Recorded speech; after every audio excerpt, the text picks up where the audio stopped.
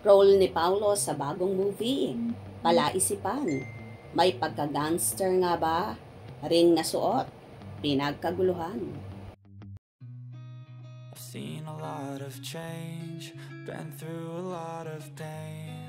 Some things are not the same as they were a year ago, but all will be okay. I move on each and every day. The past. So excited na nga ang Kim Pao supporters sa mga nagaganap sa kanilang iniidolo na sina Kim Chiu at Paolo Avellino. Nagsisimula na kasi ang shooting ng first movie nila, ang My Love Will Make You Disappear. May mga kumalat ng larawan kung saan may balbas si Paolo at medyo mahaba na ang buhok. At agaw pansin ang suot-suot na ring, kaya naman pinulutan at pinagkaguluhan ito ng kanilang mga fanay. Ayon sa ilang fans, OMG, nag-i-start na ang shooting nila. Happy to see Paolo. Parang may pagkasanggano ang role ni Pau Pau ha. Yan ang gusto ko.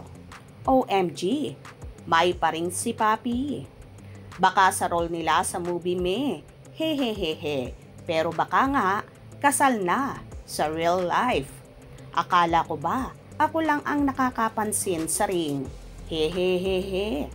Oo nga eh, kita ko agad. Talas ng mata ko sis. Pagising ko, baka married man na siya sa movie nila ni Kim. Kaya nga, kasal na yan. Baka nga, promise ring nila, sign na taken already. Dilolo na naman ako.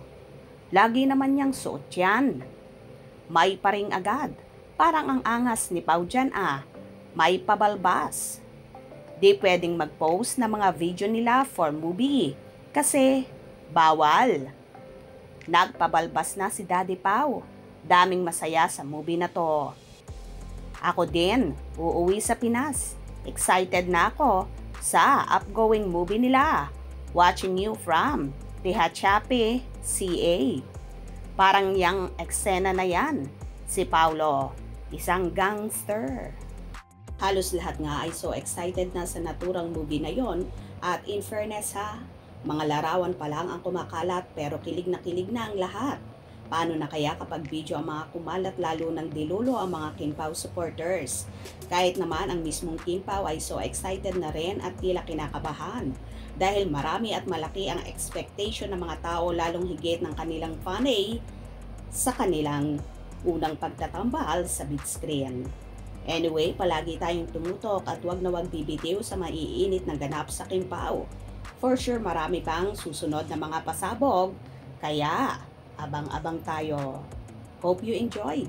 Please subscribe for more info.